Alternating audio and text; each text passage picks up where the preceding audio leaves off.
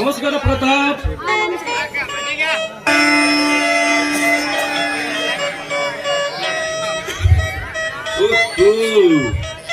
Lawyer Lakshman ರಾಯರು ಇಂದು ನನ್ನ ಮನೆಗೆ ಅಪರೂಪದ ಅತಿಥಿ ಆಗಮಿಸಿದ್ರಲ್ಲ, ಏನಿತ್ತು ವಿಷಯ? ನಿನ್ನಲ್ಲಿ ಅಂತ ಕೆಲಸವಿದ್ದ ಪ್ರಯುಕ್ತ ನಿನ್ನ ಮನೆಗೆ ನಾವು ಬರಬೇಕಾಯಿತು ಪ್ರತಾಪ್. ದಯವಿಟ್ಟು ಏನು ಅರಿಯದಂತೆ ಮಾತನಾಡಬೇಡ.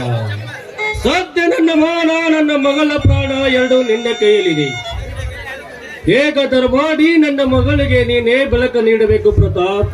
ಅಂದರೇನು ನಿಮ್ಮ ಮಾತಿನ ಅರ್ಥ? ಅಂದರೆ ನಾನು ನಿಮ್ಮ ಮಗಳಿಗೆ ಏನು ಮಾಡಬೇಕು? ನೀನು ಏನು ಮಾಡಬೇಕಾಗಿದ್ದಿಲ್ಲ.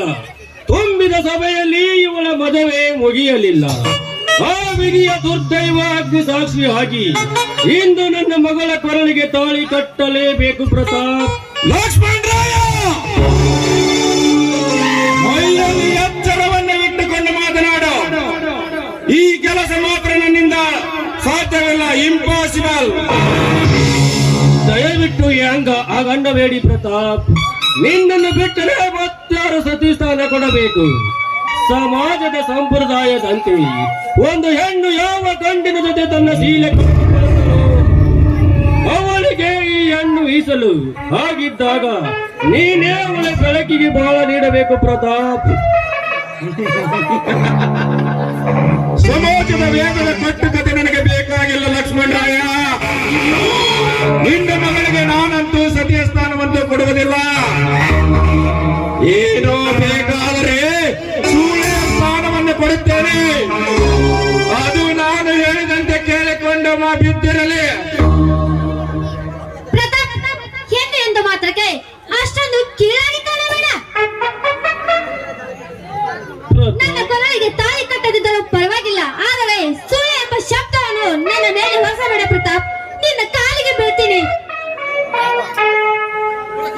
ಪ್ರತಾಪ್, ನನ್ನ ಸೇಡಿನ ಸೇಡು ತೀರಿಸಿಕೊಳ್ಳೋದಕ್ಕೋಸ್ಕರ ನನ್ನ ಮಗಳ ಜೀವ ಏಕೆ ಹಿಂಡೆತ್ತಿರಿ? ಅವಳು ಮಾಡಿದ ತಪ್ಪಾದರೆ ಏನು? ನನ್ನ ಮಗಳಿಗೆ ನೀನೇ ಸೌಭಾಗ್ಯ ಸ್ಥಾನ ನೀಡಿ ಪುಣ್ಯ ಕಟ್ಟಿಕೊಳ್ಳಿ ಪ್ರತಾಪ್. ಲಕ್ಷ್ಮಣ್ ರಾಯರೇ, ನಿನ್ನ ಕೊರಗು ಏನು ಅಂತ ನನಗೂ ಸ್ವಲ್ಪ ಅರ್ಥವಾಗುತ್ತದೆ. ನಿನ್ನ ಮಗಳ ಕೊರಳಿಗೆ ನಾನು ತಾಳಿ ಕಟ್ಟಿಕೊಡುತ್ತೇನೆ, ಆದರೆ ಬಟ್ ಒನ್ ಕಂಡೀಷನ್. ಪರವಾಗಿಲ್ಲ ಹೇಳಿ ಪ್ರತಾಪ್, ಏನು ನಿನ್ನ ಕಂಡೀಷನ್? ಏನಿಲ್ಲ, ನಿನ್ನ ಹೆಸರಿಗಿಂತ ಕೋಟ್ಯಾಂತರ ರೂಪಾಯಿ ಬೆಲೆ ಬಾಳುವ ಆಸ್ತಿಯನ್ನೆಲ್ಲ ನನ್ನ ಹೆಸರಿಗೆ ಬರೆದು ಕೊಡಬೇಕು. ಅಂದಾಗ ಮಾತ್ರ ನಿನ್ನ ಆಸೆ ನೆರವೇರುತ್ತದೆ. ಹಾಗೆ ಆಗಲಿ ಪ್ರತಾಪ್. ನನ್ನೆಲ್ಲ ಆಸ್ತಿ ನನ್ನ ಮಗಳಿಗೆ ಸೇರಿತು. ನೀನು ಅವಳಿಗೆ ಗಂಡನಾದರೆ ಅದಕ್ಕೆ ನೀನೇ ಹೊಣೆಗಾರ. ನಂದೇನು ಅಭ್ಯಂತರ ಇಲ್ಲ, ಆಯ್ತೆ? ಅಪ್ಪ, ಇದೇನಪ್ಪ ಎಂತ ಕೆಲಸ ಮಾಡ್ತಾ ಇದ್ದೀರಾ? ವಯಸ್ಸಾದ ನಿಮಗೆ ಎಲ್ಲ ಆಸ್ತಿಯನ್ನು ದಾರ ಎರೆದರೆ ಮುಂದೆ ನಿಮಗೆ ಏನು ಆಧಾರವಪ್ಪ? ಅಪ್ಪ, ನಿಮಗೆ ಇಂಥ ಸ್ಥಿತಿಯನ್ನು ತಂದಿಟ್ಟಿದ್ದ ಪಾಪಿ ಅಪ್ಪ ನಾನು, ನಿಮ್ಮ ಮಗಳ ಪಾಪಿ. ಪದ್ಮ, ಇಂಥ ಶುಭ ಸಮಯದಲ್ಲಿ ಕಣ್ಣೀರು ಹಾಕಬಾರದಮ್ಮ. ನನ್ನೆಲ್ಲ ಆಸ್ತಿ ಹೋದರೆ ಚಿಂತೆ ಇಲ್ಲ, ನಿನಗೆ ಮಾಂಗಲ್ಯ ಭಾಗ್ಯ ಸಿಗುತ್ತದೆಯಲ್ಲ, ಅದೇ ನನ್ನ ಆಸ್ತಿ 10 ಪಟ್ಟು ಹೆಚ್ಚು. ಹಾಗಿದ್ದಾಗ ನನ್ನ ಮಗಳಿಗೆ ನೀನೇ ಬೆಳಕು ನೀಡಬೇಕು ಪ್ರತಾಪ್. ಲಕ್ಷ್ಮಣ್ ರಾಯರೇ, ಬರೀ ಬಾಯಿ ಮಾತಿನಲ್ಲಿ ಒಪ್ಪಿದರೆ ಏನು ಪ್ರಯೋಜನವಿಲ್ಲ. ಇನ್ನೆಲ್ಲ ಕೋಟ್ಯಾಂತರ ರೂಪಾಯಿ ಬೆಲೆ ಬಾಳುವ ಆಸ್ತಿಯನ್ನೆಲ್ಲ ನನ್ನ ಹೆಸರಿಗೆ ಈ ಸ್ಟಾಂಪಿನಲ್ಲಿ ಬರೆದು ಕೊಡಿ.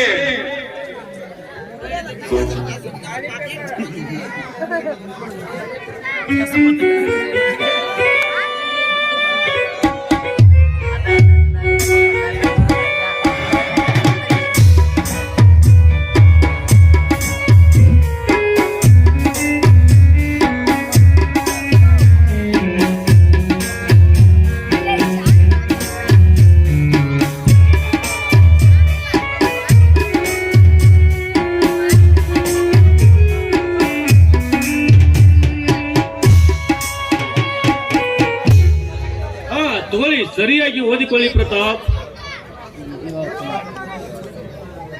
ವೆರಿ ಗುಡ್ ಲಕ್ಷ್ಮಣರೇ ರೀ, ವೆರಿ ಗುಡ್. ಮುಂದಿನ ಕಾರ್ಯ ನೆರವೇರಬಹುದು. ಅಪ್ಪ, ಈಗ ನನ್ನ ಮನಸ್ಸಿಗೆ ಶಾಂತಿ ಸಿಕ್ಕಿತು. ಪ್ರತಾಪ್, ಈ ತಾಳಿಯನ್ನು 4 ಜನರ ಗುರಿ ಹಿರಿಯರ ಮಧ್ಯದಲ್ಲಿ ತಾಳಿ ಕಟ್ಟಿದರೆ ಮದುವೆ ಎನ್ನುತ್ತಾರೆ. ಯಾರು ಇಲ್ಲದ ದೇವರ ಗುಡಿಯಲ್ಲಿ ದೇವರ ಸಮ್ಮುಖದಲ್ಲಿ ತಾಳಿ ಕಟ್ಟಿದರೂ ಮದುವೆ ಎನ್ನುತ್ತಾರೆ. ಇಂದು ನೀವು ಅಗ್ನಿ ಸಾಕ್ಷಿಯಾಗಿ ಗಂಡ ಹೆಂಡತಿ.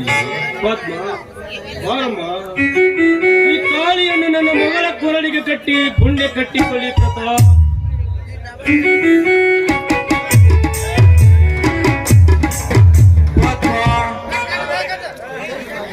ನಮ್ಮಿಬ್ಬರ ಈ ಮದುವೆಗೆ ನಿಮ್ಮ ಒಪ್ಪಿಗೆ ಇದೆ ತಾನೆ? ನನಗೆ ಮಂಗಲ್ಯ ಭಾಗ್ಯ ಸಿಗುತ್ತದೆ ಅಂದರು ನಾನು ಯಾವ ಕಾರ್ಯಕ್ಕೆ ಸಿದ್ಧ. ಈ ನಿಮ್ಮ ಪಾದ ಸಾಕ್ಷಿಯಾಗೋ ನಾನು ಈ ಕಾರ್ಯಕ್ಕೆ ಸಿದ್ಧಳಾಗಿದ್ದೇನೆ. ಹಾಗಾದರೆ ಬಾ ಪದ್ಮ, ನಮ್ಮಿಬ್ಬರ ಮದುವೆಗೆ ಹಂದರ ಹಾಕಲಿಲ್ಲ, ವ್ಯಾತಗಳಂತೂ ಮೊಳಗಲೇ ಇಲ್ಲ, ಪುರೋಹಿತ ನಂತರ ಮಂತ್ರ ಪಠಿಸಲೇ ಇಲ್ಲ. ನಮ್ಮಿಬ್ಬರ ಒಪ್ಪಿಗೆಗೆ ನಾವೇ ಜವಾಬ್ದಾರರು. ಇಂದಿನಿಂದ ನಾವಿಬ್ಬರು ಸತಿಪತಿಗಳು. ಬಾಯ್.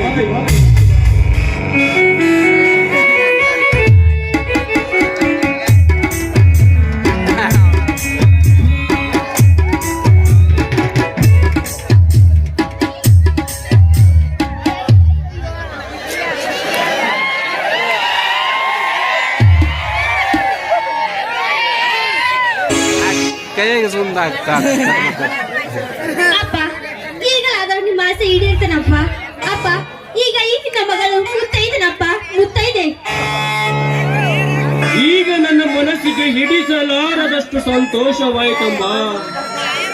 ನನ್ನ ಜೀವ ಇರುವುದರೊಳಗೆ ನಿನ್ನ ತಲೆಯ ಮೇಲೆ 2 ಅಕ್ಷತೆ ಹಾಕೋಬೇಕಂತ ಆಸೆ ಪಟ್ಟಿದ್ದೆ. ಆ ಕಾಲ ಇಂದು ಕೂಡಿ ಬಂದಿದೆ. ನೀನು ನಿನ್ನ ಗಂಡನ ಮನೆಯಲ್ಲಿ ಗೃಹಿಣಿಯಾಗಿ ಬಾಳಮ್ಮ. ಯಾವ ಕಾಲಕ್ಕೂ ಗಂಡನ ಮಾತು ಮೀರಬೇಡ. ಗಂಡನ ವಾಕ್ಯ ಗಂಡನ ದೇವರೆಂದು ತೀರ್ಪೆಂದು ಪಾಲಿಸಬೇಕು. ಇದು ನಿನ್ನ ಹೆತ್ತಪ್ಪನ ಆಜ್ಞೆಯಾಗಿದೆ ಅಮ್ಮ, ಹೆತ್ತಪ್ಪನ ಆಜ್ಞೆಯಾಗಿದೆ.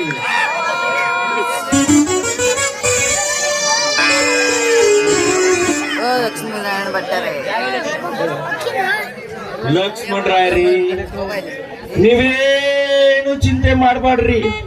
ನಿಮ್ಮ ಮಗಳನ್ನು ಹೂವಿನಂತೆ ಜೋಪಾನ ಮಾಡುತ್ತೇನೆ, ಆಯ್ತು? ಪ್ರತಾಪ್, ನನ್ನ ಮಗಳು ಮುದ್ದ ಮನಸ್ಸಿನವಳು. ಅವಳಿಗೆ ತೊಂದರೆ ಕೊಡದಂತೆ ನೋಡಿಕೊಂಡು ಹೋಗಬೇಕು. ಅಯ್ಯೋ, ನನಗೆ ಯಾಕೋ ಸಂಕಟವಾಗುತ್ತದೆ ಪದ್ಮ. ನನಗೆ ಒಂದು ತರ ವಿಚಿತ್ರವಾದ ರೀತಿಯಲ್ಲಿ ಸಂಕಟವಾಗುತ್ತದೆ ಅಮ್ಮ, ಸಂಕಟವಾಗುತ್ತದೆ. ನಾನೀಗ ಹೆಚ್ಚಿಗೆ ಮಾತನಾಡಲು ಪರಿಸ್ಥಿತಿಲಿಲ್ಲಮ್ಮ. ನಾನು ಬದುಕಲು ಸಾಧ್ಯವಿಲ್ಲಮ್ಮ. ನಾನಿಂದ ಯಮಲೋಕಕ್ಕೆ ಪ್ರಯಾಣ ಮಾಡುತ್ತೇನೆ. ನಿಮ್ಮ ಸಂಸಾರ ಸುಖಕರವಾಗಿರಲಮ್ಮ, ಸುಖಕರವಾಗಿರಲಿ. ಅಯ್ಯೋ,